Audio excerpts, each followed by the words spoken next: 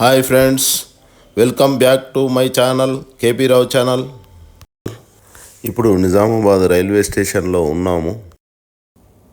Train వచ్చింది, ట్రైన్లో కూర్చున్నాము. నిజామాబాద్ నుండి వైజాగ్ వెళ్తున్నాము.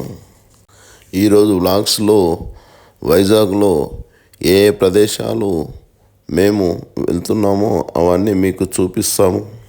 చాలా ఇంట్రెస్టింగ్గా ఉంటుంది. ఈ వీడియోను స్కిప్ చేయకుండా చివరి వరకు చూడండి. ఈ train name Nanded to Sambalpur express అంటారు. ఇది వారానికి 3 రోజులు మాత్రమే ఉంటుంది. సోమ, మంగళ, శనివారం ఉంటుంది. మా ప్రయాణం డిసెంబర్ 27వ తేదీన స్టార్ట్ అయింది. మేము నిజామాబాద్లో సాయంత్రం 6:30కు ట్రైన్ ఎక్కాము. మరుసటి రోజు విశాఖపట్నంలో 9:30కు దిగాము.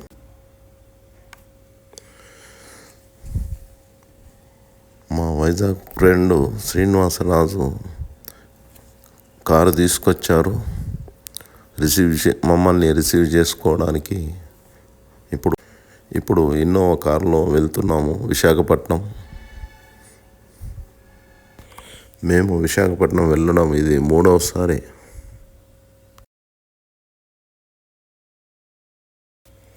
అందరము హ్యాపీగా వెళ్తున్నాము.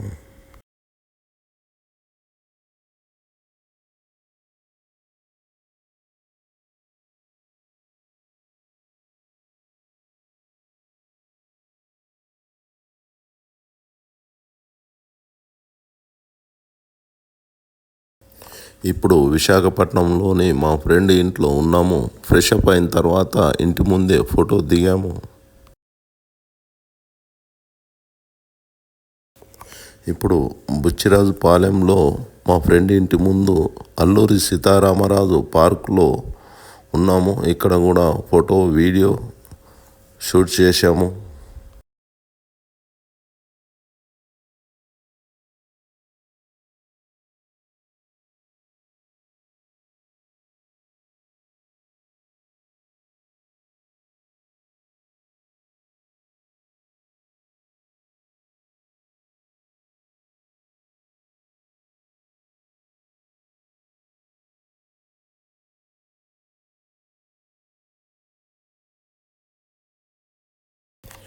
హాయ్ ఫ్రెండ్స్, ఇప్పుడు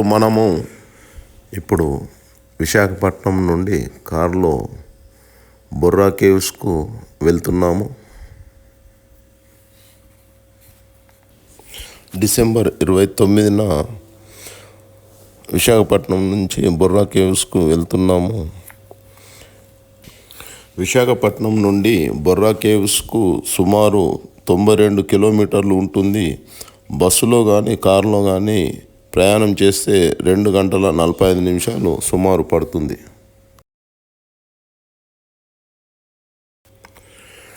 మార్గమధ్యంలో కొబ్బరి బొండాలు తక్కువ రేటు ఉంటాయి కాబట్టి 2 సార్లు ఆపుకొని కొబ్బరి బొండాలు తాగడం జరిగింది. విశాఖపట్నం నుండి బొర్రా కేవ్స్ వెళ్ళే మార్గం చాలా అందంగా ఉంటుంది. అనంతగిరి ఘాట్లో ప్రయాణిస్తున్నప్పుడు చుట్టూ దట్టమైన అడవి, లోయలు అద్భుతంగా కనిపిస్తాయి. ఈ ప్రయాణంలో మనకు కనిపించే ఈ పచ్చని ప్రకృతి, చుట్టూ ఉన్న కొండలు చూస్తూ ఉంటే నిజంగా ఏదో ఊహాలోకంలో ఉన్నట్లు అనిపిస్తుంది. ఇది పార్కింగ్ స్థలము. బొర్రా కేవ్స్కు సమీపంలో ఉంది. క్రిస్టమస్ హాలిడేస్, వీకెండ్ కావడం వల్ల స్కూల్ పిల్లలు కూడా చాలామంది రావడం జరిగింది. రష్ విపరీతంగా ఉంది. చాలా టైం తీసుకుంది ఇక్కడికి రావడానికి. ఇక్కడికి వచ్చేటప్పుడు రోడ్డుకి ఇరువైపులా ఉన్న చెట్లు మనను ఆహ్వానిస్తున్నట్లు అనిపిస్తుంది. అనంతగిరి ఘాట్లో ప్రవేశించినప్పుడు అనేక మలుపుల వెంట ఉన్న లోయలు చూస్తుంటే కొంచెము భయంగా ఉన్నప్పటికీ ఆ దృశ్యాలు మాత్రము అద్భుతం.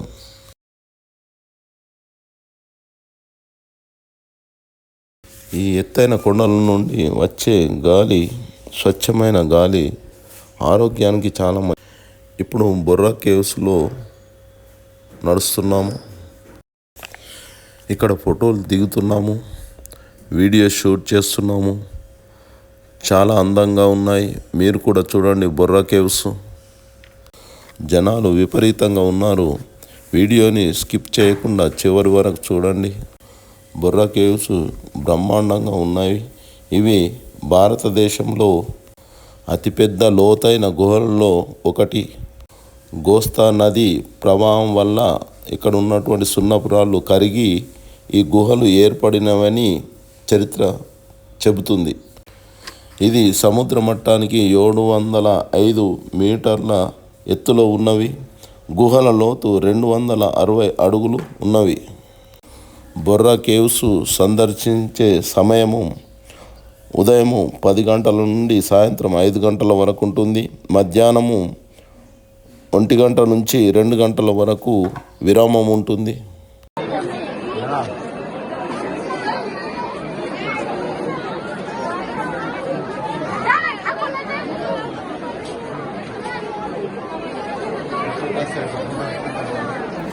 ఇప్పుడు మేము బొర్రా కేవ్స్ నుండి అరకులో ఉన్న జలపాతం దగ్గరికి వచ్చాము. చాలా ఎత్తు నుంచి చూస్తే మా వెనుక వైపు జలపాతం కనిపిస్తుంది. మా వెనుక సైడ్ చిన్న సన్నగా కాలువలాగా కనిపిస్తుంది. అది అరకులోని జలపాతం అంటారు. చూడండి, ఈ ఎత్తైన ప్రదేశం నుంచి చూస్తే లోతుగా ఉన్నటువంటి లోయలు, చుట్టూ కొండలు, దట్టమైనటువంటి అడవులు, పైన చల్లని గాలి, ఇప్పుడు కనిపించే జలపాతము సన్నగా కెనాల్లాగా ఉంది. చూడండి.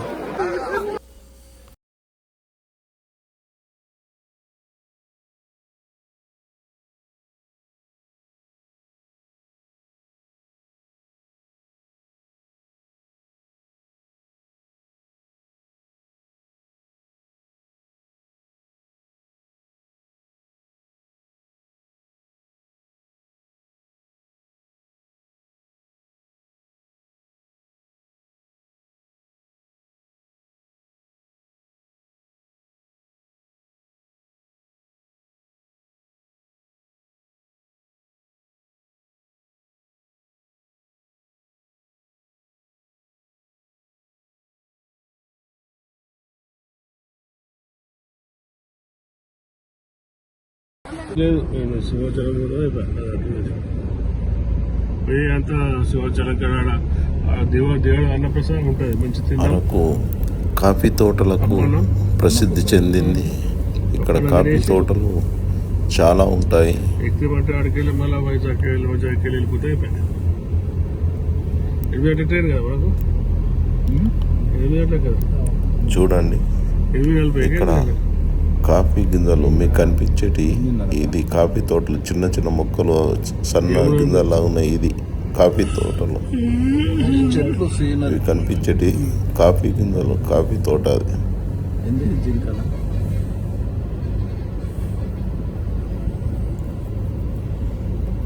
మేము ఇక్కడ నుండి హోటల్కి వెళ్తున్నాం ఇప్పుడు.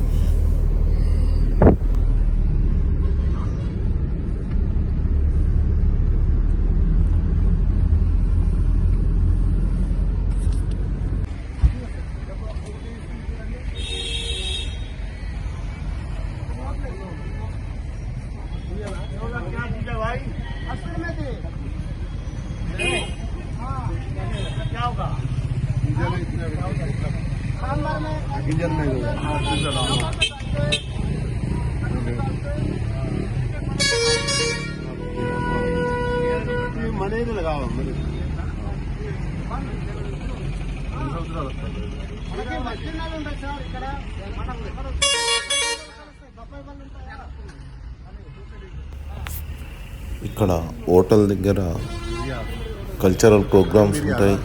గిరిజనుల నృత్యం చూడండి.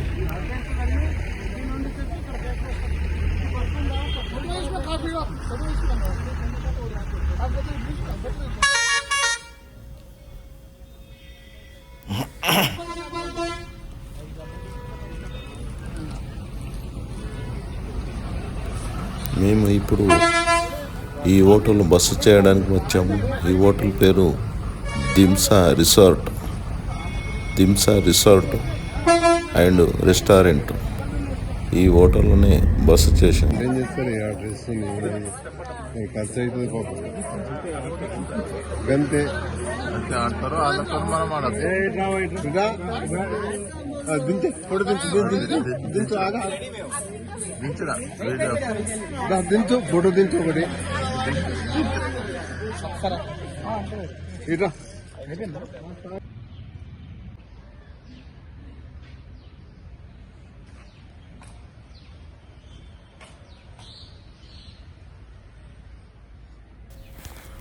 నెక్స్ట్ మార్నింగ్ ప్రొద్దున ఈ హోటల్ ఫ్రెష్ అప్ అయ్యి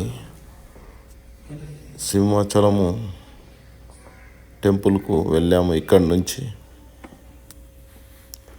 ఇప్పుడు సింహాచలంలో ఉన్నాము.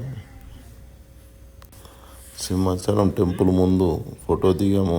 మేము వచ్చేసరికి ఇక్కడికి టెంపుల్ క్లోజ్ అయింది. సింహాచలం అంటే సింహం యొక్క పర్వతం అనే అర్థం. భక్త ప్రహ్లాదుని రక్షించడానికి విష్ణుమూర్తి ధరించిన నరసింహ అవతార రూపంలో స్వామి ఇక్కడ కొలువై ఉన్నారు. ఈ స్వామిని వరహాలక్ష్మి నరసింహస్వామి అని పిలుస్తారు. విశాఖపట్నం వెళితే తప్పకుండా భక్తులు దర్శించవలసిన ప్రసిద్ధమైనటువంటి దేవాలయం. స్వామివారి విగ్రహము చందనంతో ఏడాది పొడవునా కప్పబడి ఉంటుంది.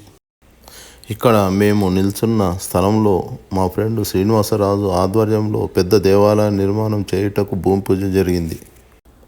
వైజాగ్ ఎయిర్పోర్ట్ సమీపంలో మా ఫ్రెండ్ శ్రీనివాసరాజు ఆఫీసు ఉంది. ఈ ఆఫీసులో శ్రీనివాసరాజుతో పాటు మేమందరము కూర్చున్నాము. ఈ ఆఫీస్ని సాలిడ్ వేస్ట్ మేనేజ్మెంట్ ఆఫీస్ అంటారు. ఇక్కడ ఎయిర్పోర్ట్లోని హోటల్స్లోని ఫుడ్ వేస్టేజ్ కానీ ఫ్లైట్స్లోని వేస్టేజ్ కానీ ఇక్కడ డంప్ చేసి ఫర్టిలైజర్గా మార్చి మొక్కలకు వేస్తారు. ఇప్పుడు మేము ఆర్కే బీచ్లో ఉన్నాము. ఈ సముద్రము బంగాళాఖాతము అంటారు. ఆర్కే బీచ్ అని పేరు ఎందుకు వచ్చిందంటే ఈ బీచ్ ముందు రామకృష్ణ మిషన్ ఆశ్రమం ఉండడం వలన ఈ పేరు వచ్చింది. ప్రకృతి సౌందర్యం, విశాలమైన ఇసుక తిన్నెలు, ఉవ్వెత్తున ఎగిసిపడే అలలు, సముద్ర అలలు, చల్లని సముద్రపు గాలి ప్రత్యేకత. ముఖ్యంగా సూర్యోదయం సూర్యాస్త సమయంలో ఆకాశం రంగులు మారుతూ సముద్రంపై పడే ప్రతిబింబాలు పర్యాటకులను మంత్రముగ్ధులను చేస్తాయి. ఈరోజు వ్లాగ్ మీకు నచ్చిందని ఆశిస్తున్నాను. ఒకవేళ నచ్చితే తప్పకుండా లైక్ చేయండి, షేర్ చేయండి. మరియు మరిన్ని ఇలాంటి అప్డేట్స్ కోసము మన ఛానల్ని సబ్స్క్రైబ్ చేసుకోండి. మళ్ళీ నెక్స్ట్ వీడియోలో కలుద్దాము. అంతవరకు సెలవు. Take care. బాయ్.